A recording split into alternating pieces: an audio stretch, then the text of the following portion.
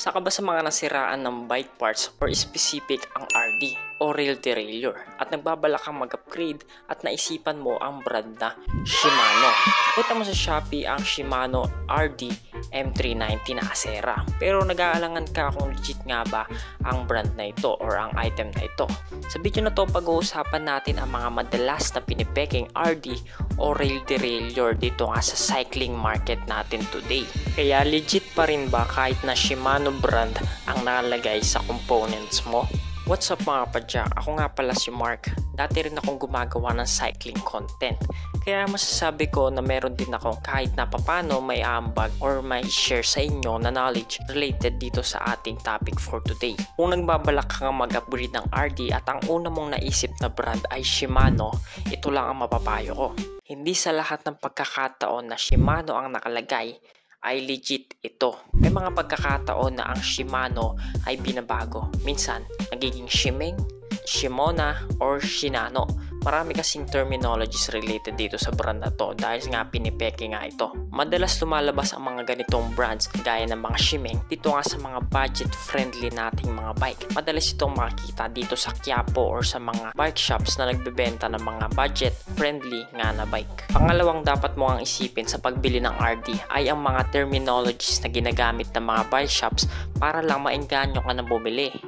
Una dyan ay ang Class A. Class A, peke talaga yan. It's either fake or legit nga lang pala dito sa branding natin. Pangalawa naman ay ang OEM. Peke rin yan. Wala naman talagang legit na ganyan. Pangatlo ay ang premium quality. Peke yan. Gaya nga nasabi ko kanina, it's either fake or legit nga lang. Pag sinabi ng shops yung mga ganyang terminology, matik na fake na yan kagad. Fake na yung bibilin mo, RD. Pangatlo naman na kailangan mong tignan na models ay ang mga ito: Shimano Acera M390, Shimano Altus, Alivio M4000, tsaka Tourney TZ, tsaka TX. Ang mga ito fake na. At ito rin yung madalas na pinipeke sa market. Paano ko nga ba susuportahan ang ganitong comment? May mga content creators na rin kasing mga nag-review ng ganitong mga klaseng fake products.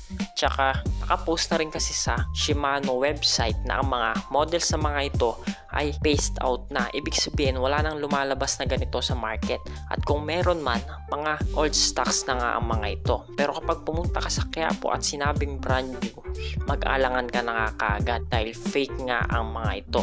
Or even sa Shopee or sa Lazada, fake yung mga yan, sinasabi ko sa inyo. At ang pang-apat mo nga dapat tandaan sa pagbili ng RD na Shimano ay bumili ka nga lang sa mga trusted na shop.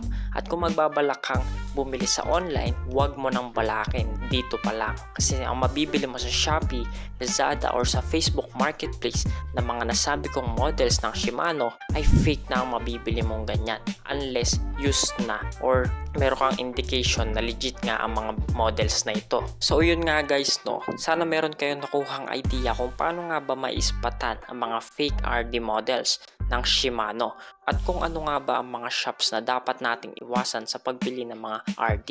Pero syempre, kung wala rin naman kayong budget, pwede nyo rin naman itry. Pero syempre, dapat ready pa rin kayo sa mga possible consequences sa paggamit ng ganitong RD models ng Shimano. That's all for this video. Sana meron kayong natutunan. Peace out.